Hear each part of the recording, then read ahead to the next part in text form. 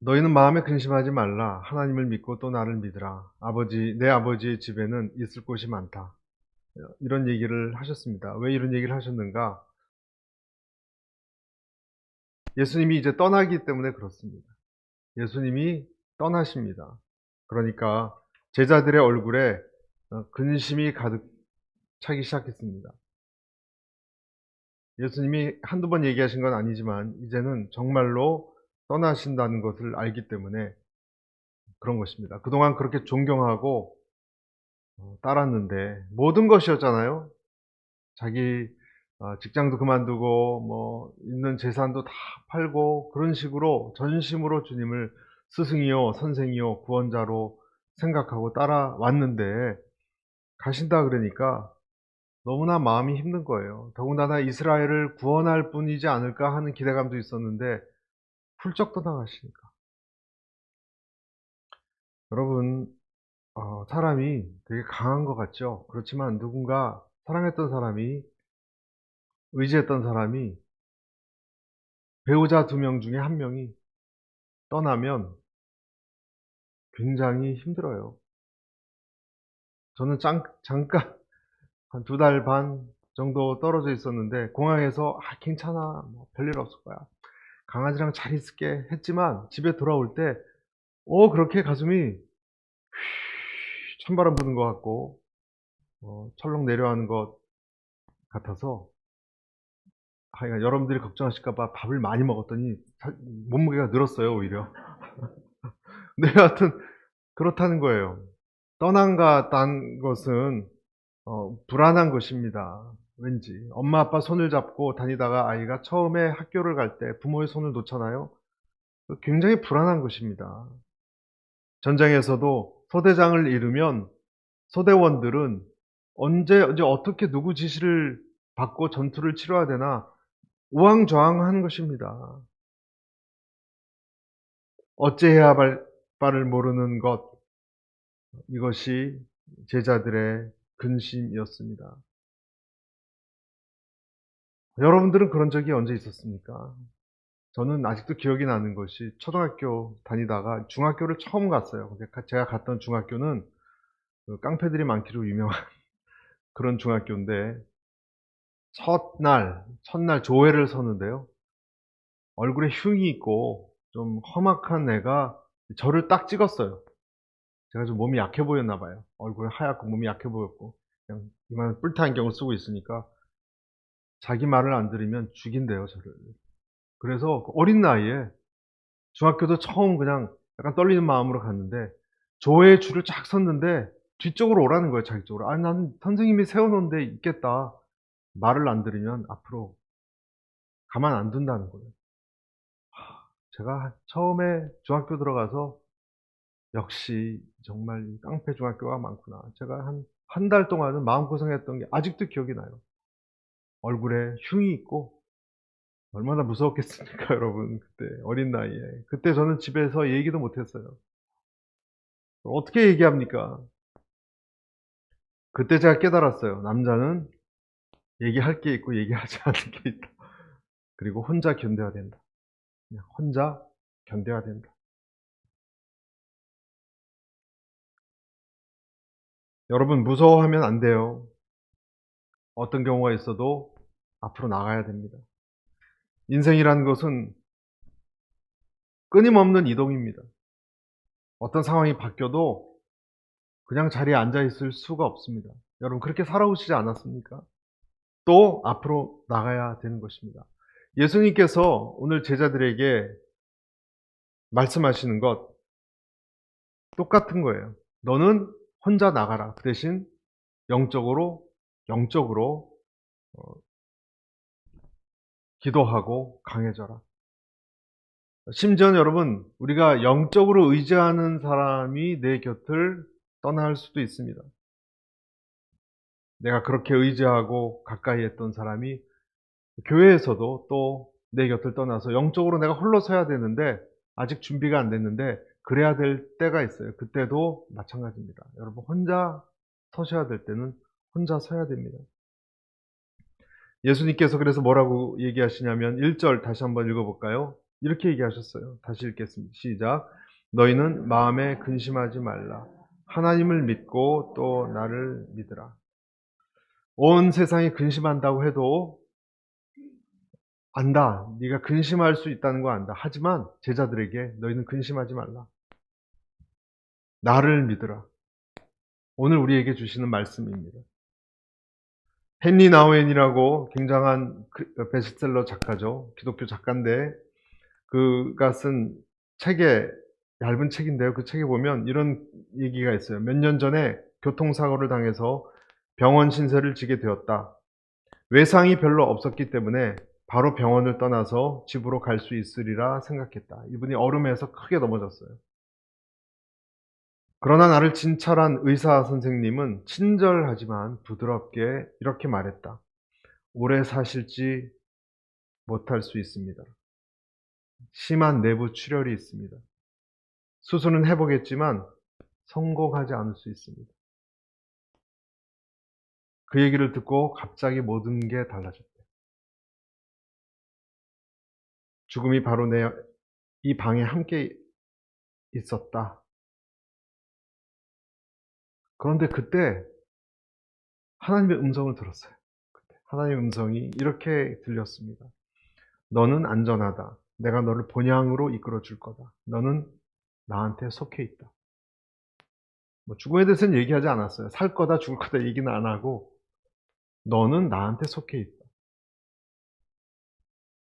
그때 명확하게 들었다고 합니다.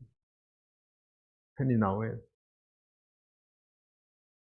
여러분, 예수님이 가셨어도 그분은 우리에게 성령님을 보내주시지 않습니까? 그러니까 오늘 이런 얘기 하신 거예요. 나를 믿으라고. 왜냐하면 성령님이 오시니까.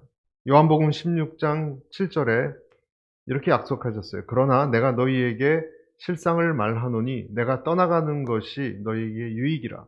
내가 떠나가지 아니하면 보혜사가 너희에게로 오시지 아니할 것이요 가면 내가 그를 너희에게로 보내리니. 성령께서 계시기 때문에 홀로 내가 서야 되는데 강해져야 된다는 건데요. 여러분, 강해진다는 뜻은 근육 힘이 키워진다는 뜻이 아니라 의지할 분을 확실히 의지하는 거예요. 여러분, 사람이 강해지는 것은요, 의지할 때 강해집니다. 자기가 불안할 때 자기 자신을 의지하면 강해지기도 해요. 난 할 수 있어. 그러면서 자기가 자기한테 속삭이면서 강해지잖아요. 근데 그것은 올바른 방법이 아니에요. 자기가 얼마나 약합니까? 성령님을 의지하는 사람이 강해지는 거예요. 그래서 예수님이 나는 가지만 걱정하지 말아라. 성령님을 보내줄 거다. 너는 성령님을 의지해야 돼. 그렇게 말씀하시는 거예요. 성령님을 의지하시기를 축복합니다. 성령님을 의지하면 이상하게 강해집니다. 나를 의지하는 것이 아니라 나를 의지하면 강해지지 않습니다. 더 떨리지. 성령님을 의지하면 이상하게 강해집니다. 그리고 예수님이 떠나시면서 하신 말씀 중에서 성령님을 의지하고 예수님은 어떤 장소를 얘기하고 계세요. 여러분 2절 보실까요? 2절부터. 내 아버지 집에는 있을 곳이 많다. 그렇지 않았다면 너희에게 미리 말해 줬을 것이다. 나는 너희가 있을 곳을 마련하러 간다. 3절. 내가 가서 너희가 있을 곳을 마련하면 다시 와서 너희를 내게로 데려갈 것이다. 그러면 너희도 내가 있는 곳에 함께 있게 될 것이다. 네, 이것이 모든 그리스도인들이 앞으로 이주하게 될 어디죠? 천국. 하나님 나라입니다. 이곳은 우리가 흔히 생각하는 장막 그러면 어떤 텐트 그런 뜻의 장막이 아니고요. 비유적으로 그렇다는 것이고 굳건한 집이에요. 우리에게 하나님이 직접 손으로 만들고 또 견고한 영원한 집이 있다는 것을 예수님이 강조하셨어요. 여러분 되게 신기하지 않습니까? 주님이 마련하셨다고 말씀하신 것을 봐서 이것은 굉장히 리모델링을 잘 하신 거예요. 개발도 하고 또 시간이 지날수록 단장하고 예비한 곳입니다. 있을 곳이 많다 그랬습니다. 이 말은 숫자적으로 다수를 말씀하신 것을 봐서 하나님의 영광을 받을 다수의 사람들이 오고 그 숫자까지도 아신다는 뜻이에요. 그러니까 몇 세대가 들어올 거다라는 거를 예수님이 얘기하신 거예요. 그러니까 말씀하신 것의 이 실제성, 실제적으로, 구체적으로 얘기하셨다는 것에 여러분 생각하셔야 됩니다. 있을 곳이 많다. 확실하게 준비하시지 않았다면 이런 말씀 하시지 않습니다. 허투루. 예수님은. 여기서 우리는 예수님의 신실한 사랑이 무엇인지 나타나 있어요. 예수님은요, 아무 계획이 제자들에 대해서 없는 분이 아니라 계획이 있으신 분이에요. 그리고 그것을 마련하러, 어떤 면에서는 심부름하러 미리 가시는 거예요. 너희는 내가 떠나는 걸 슬퍼하고 있지만 나는 선구자로서 너희를 위해서 심부름하러 가는 것이다. 너희가 앞으로 들어갈 곳을 준비하러 가는 것이다. 이렇게 얘기하신 거예요. 저는 오늘 여러분에게 우리 말씀을 가지고 두 가지를 꼭 말씀드리고 싶습니다. 첫째는 우리에게 예비된 곳이 있다. 우리에게 예비된 곳이 있다. 갈 곳이 있습니다. 갈 곳이 있다면 헤매지 않습니다. 출발할 곳만 있고 도착할 곳이 없는 사람, 가끔 보죠. 우리가 거리에서. 그 사람이 제일 불쌍한 사람입니다. 난민들. 그리스도인들은 난민들이 아닙니다. 이스라엘 백성이 그렇게 그 광야 생활을 고생하면서 걸었지만 여러분, 그 사람들은 모세가 아침에 일어나서 우리 이제 동서남북 어디로 가야 되는가 고민한 적은 한 번도 없습니다. 여러분, 우리가 힘든 것은요, 지금 당장의 추위나 더위도 물론 있겠지만 갈 곳을 잘 못 찾을 때, 방향을 모를 때 힘든 거죠. 목적지가 어딘지, 차가 지금 동인지 선지, 여러분 지도나 아니면 요즘 같은 그러한 내비게이션이 없다고 생각해 보십시오. 그게 힘든 거예요. 내가 가는 방향이 맞는 방향인가. 다소 거칠고 힘든 것은 그렇게 힘든 것이 아니에요. 불기둥, 구름기둥이 가야 할 방향을 명확하게 인도했어요. 그래서 그런 사람은 그 지나가는 광야길 같은 것이 힘들지라도 지나가는 곳이거든요. 그러니까 그렇게 힘들지 않아요. 지나가는 여행지에서는 누구하고 좀 다퉈도 그렇게 힘들지 않아요. 안 볼 거니까. 안 볼 거니까. 그곳의 지역 뉴스에 그렇게 관심 갖지 않아요. 떠날 거니까. 지역 신문이 있지 않습니까? 가는 곳마다. 내가 가야 할 곳, 날씨가 사나웠고 힘들고 골목에 개가 짖어도 우리 어머니가 집에 저녁을 준비해 놓고 있으면, 집이 있다면 그 아이는 맘 편히 돌아가건 어떻게 하건 가는 것입니다. 천국은 우리가 생각하는 희미하고 언제나 예배만 드리는 유령처럼 사람들이 공중에 돌아다니는 그런 곳이 아닙니다. 여러분, 천국에 대해서 어떤 생각을 갖고 계십니까? 그렇지 않습니다. 부활하신 예수님이 나타났을 때 사람들이 유령이라고 생각했죠. 그렇지만 예수님 뭐라 그러셨죠? 와서 내 살을 만져보라 그랬어요. 예수님은 영적인 존재였지만 동시에 육적인 존재였어요. 그러니까 천국은, 여러분 천국에 죽고 천국 가면 여러분이 이렇게 흐물흐물한 흰옷 입고 평생 영원히 예배만 드리고 그럴 것이라고 생각하십니까? 여기에 대해서 구체적으로 두꺼운 책을 쓴 사람이 있어요. 랜디 알콘이라고. 그 책 읽어보면 아주 성경적인 천국은 여러분과 제가 일반적으로 생각하는 것과 달라요. 달라요. 우리는 그리스도인들이 주 앞에 모여 있을 때 영혼만 떠 있는 존재가 아니라 지금과 거의 비슷하게 육체가 있고 영혼이 같이 있는 부활체라는 것은 완성된 거거든요. 그런 모습으로 있게 될 것입니다. 제가 좀 말씀드릴게요. 우리가 생각하는 것과 어떤 차이가 있는가. 진짜 천국이, 성경에서 말하는 천국이, 땅이 없을 거라고 생각합니다. 성경은 새 땅이, 흙이 있다라고 얘기해요. 물론 지금과 좀 다를 수 있어요. 새 땅이니까. 공중에 떠 있지 않습니다. 몸이 없다라고 생각합니다. 아닙니다. 성경은 우리가 구체적으로 만질 수 있는 부활한 몸이 있을 거예요. 옛날에 돌아가신 분들을 껴안을 수 있어요, 여러분. 채취를 느낄 수 있어요. 확실히 계세요. 흐물흐물한 무슨 젤리 같은 존재가 아니에요, 여러분. 우리는 구체적 형태가 있어요. 우리는 천국이 좀 낯설고 좀 무섭지 않을까 생각합니다. 하지만 오늘 말씀처럼 또 다른 곳에서도 말씀했지만 성경은 그곳에 잘 지어진 집이 있다라고 얘기합니다. 잘 지어진 집. 우리가 가면 아마 이런 표정을 지을 거예요. 헉! 여기가 우리가 살 거예요? 와, 수영장도 있네요. 우리가 살 곳이 여기예요. 시간과 공간이 없다고 생각하지만 시간과 공간이 있어요. 정적이지 않고 천국은 일이 뭐가 계속 일어나는 역동적인 곳입니다. 그래서 아무 일 없이 구름 위에 떠다니지 않습니다. 하나님을 경배하고요. 하나님 우리에게 맡기신 일을 할 거예요. 일이 있어요. 성취해야 될 일이 있고 우리가 이 세상을 다스릴 것입니다. 세상과 우주를.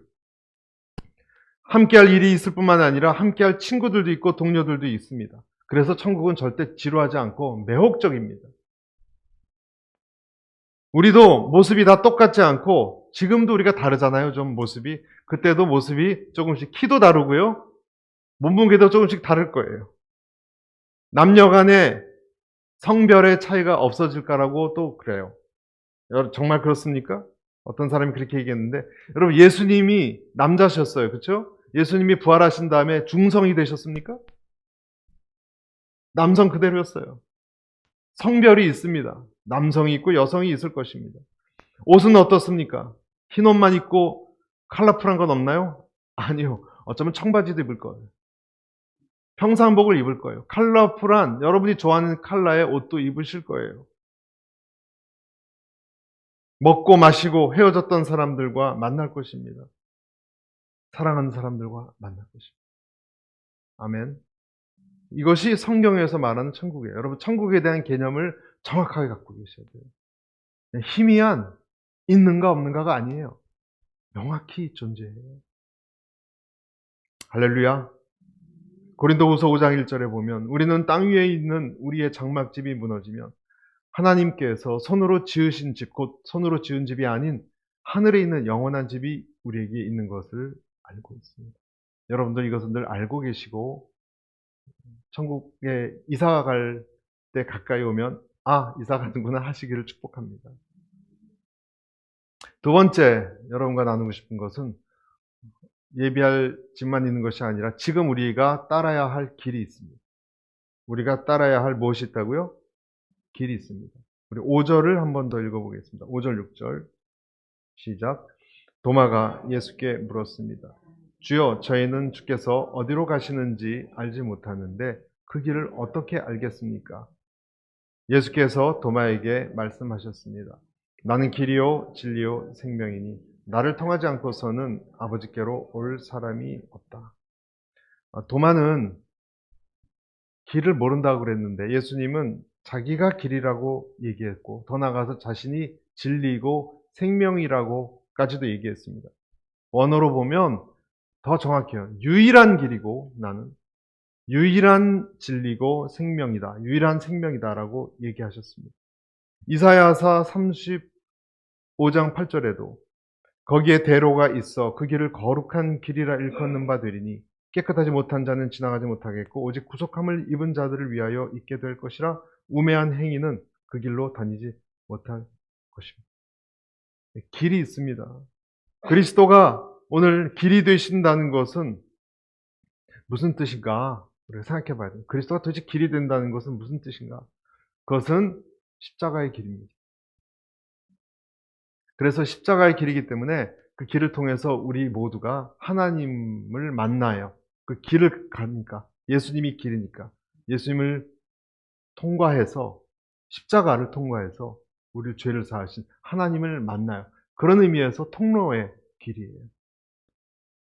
도마는 예수님이 어디로 가시는지 지금 무슨 말씀하시는지 이해하지 못했어요. 육적인 상황에서는 육적인 사람은 영적인 것을 잘 이해하지 못해요. 여러분 3년 동안 그냥 따라다니고 옆에서 듣는다고 터득이 다 되는 것이 아니에요. 공부를 많이 한 율법학자들도 예수님을 이해하지 못한 것이 훨씬 더 많았습니다. 여러분 십자가의 길이라는 것은 이 세상의 길이 아니기 때문에 어떤 사람들에게는 잘 이해가 안 갑니다. 성령님이 가르쳐 주셔야 됩니다. 근데 교회가 하는 일들을요, 이 세상에 하나님을 잘 모르는 사람들은 잘 이해가 안 가요. 왜 저런 데 돈을 쓰고, 왜 무슨 아우리치를 가고, 또 왜 저런 기도를 하나, 아무것도 일이 일어나지 않는 것 같은데, 또 저 오래된 저런 책을 왜 맨날 들여다보고 연구하고 말씀 암송도 하고 그러는가. 여러분, 이 세상 사람들은 종교라는 것은 그냥 도덕적으로 깨끗해지고 착하게 사는, 윤리적으로 그런 것으로만 생각해요. 우리가 행실이 착하게 되는 것이 종교 아니냐? 그렇지 않습니다. 교회라는 것은 예수님이 제시하신 그 길을 걷는 사람들이에요. 그리고 그걸 같이 걷는 그 무리들이에요. 그냥 깨끗하게 사는 게 아니에요. 예수님이 말씀하신 그 길을 걸어가는 사람들이 교회예요. 여러분 믿으시면 아멘 하시기 바랍니다. 이 세상은 굉장히 혼란스러운 것 같고 여러 가지가 많이 있는 것 같아요.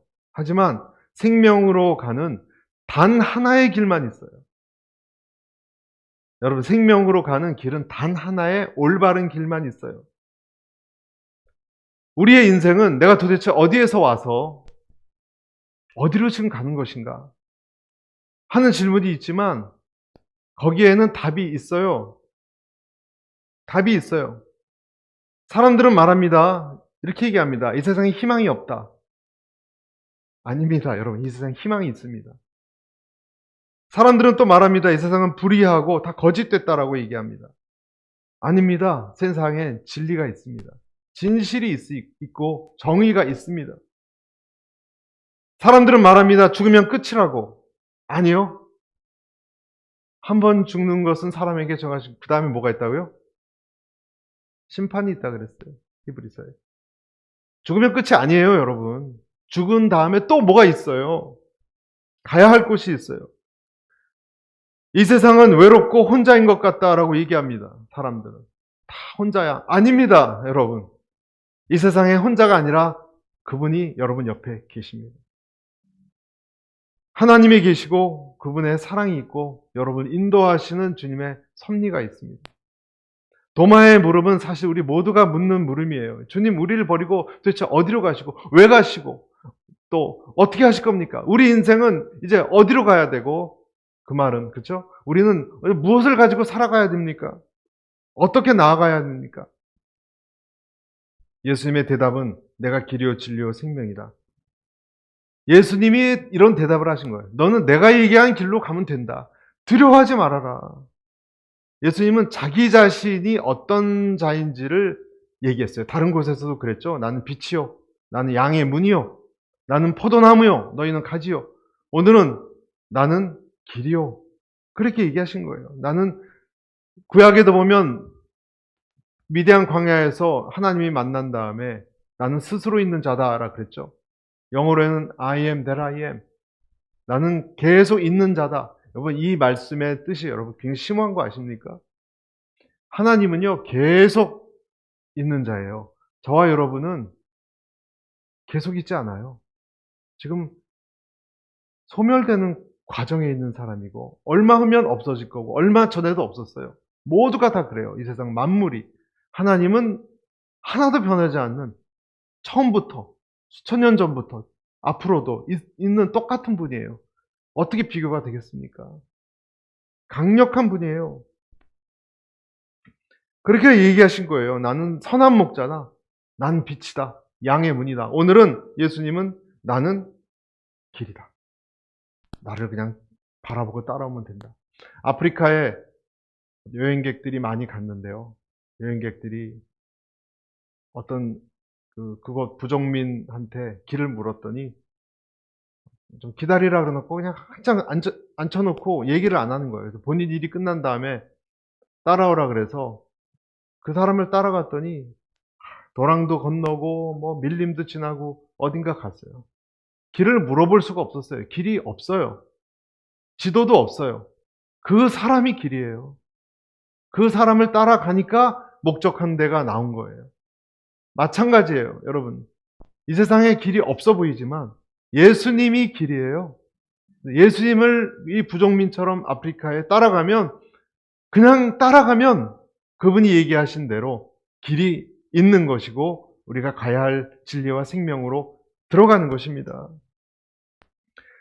다른 길은 없습니다. 여러분, 예수님이 나를 위해서 죽으셨다는 것, 여러분, 죄에 대해서 민감해야 된다는 것, 그리고 그 죄와 나를 사랑하시는 그 사랑 때문에, 죄사함과 사랑 때문에 내가 다시 하나님의 나라에 새 생명으로 태어나서 부활했을 때 그분의 나라로 들어간다는 것, 그 길을 유일하게 말씀하신 분, 그것밖에 없습니다. 여러분, 생명으로 가는, 진리로 가는 유일한 길은 그 길밖에 없어요. 아멘입니까? 갈라디아서에도 보면 다른 복음은 없나니 그랬어요. 다른 복음은 없나니 어떤 사람들이 너희를 교란하여 그리스도의 복음을 변하게 하려 함이라.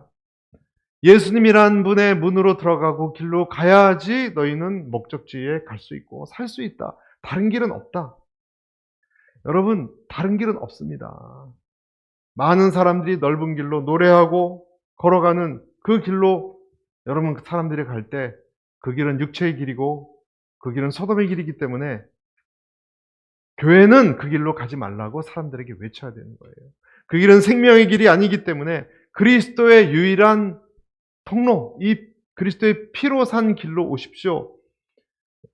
그리스도인들이나 교회가 부르짖어야 되는 것이 여기 길이 있다, 이 길이 있다라고 얘기해야 되는 거예요. 여러분, 진리도 마찬가지입니다. 진리는 거짓과 반대되는 것을 우리는 진리라고 말하죠. 다른 길들은 다 비슷하게 보여도 내용적으로는 완전히 다르기 때문에 가면 안 되는 거예요. 여러분, 많은 종교들이 있잖아요. 어떤 사람은 그렇게 얘기해요. 다 종교도 비슷한 거 아닙니까? 다 비슷한 거 아닙니까? 가는 길이 좀 다르고 지형이 다를 뿐이지 결국 꼭대기에 산으로 가는 길은 다 꼭대기만 올라가면 되는 거니까 다른 종교도 사실은 다 비슷한 거 얘기하는 건 아닙니까? 그렇게 얘기해요. 불교나 유교나 이슬람교나 힌두교 다 착하게 살라는 거 아니냐. 그리고 죽어서 좋은 곳, 그것을 천당으로 부르건, 뭐 극락세계라고 부르건, 뭐라고 부른 건, 하늘나라라고 부르건, 그런 거 아니냐. 여러분, 그렇지 않습니다. 여러분, 절대로 그렇지 않습니다. 진리라는 것은 하나입니다. 진리는 원래 그 개념상 좁은 거예요. 이것도 진리고 저것도 진리고 그런 것이 아니에요. 하나밖에 없는 거예요. 본래적으로 거짓과 구분되는 거예요. 그러니까 거짓은 구분해야 되는 거예요.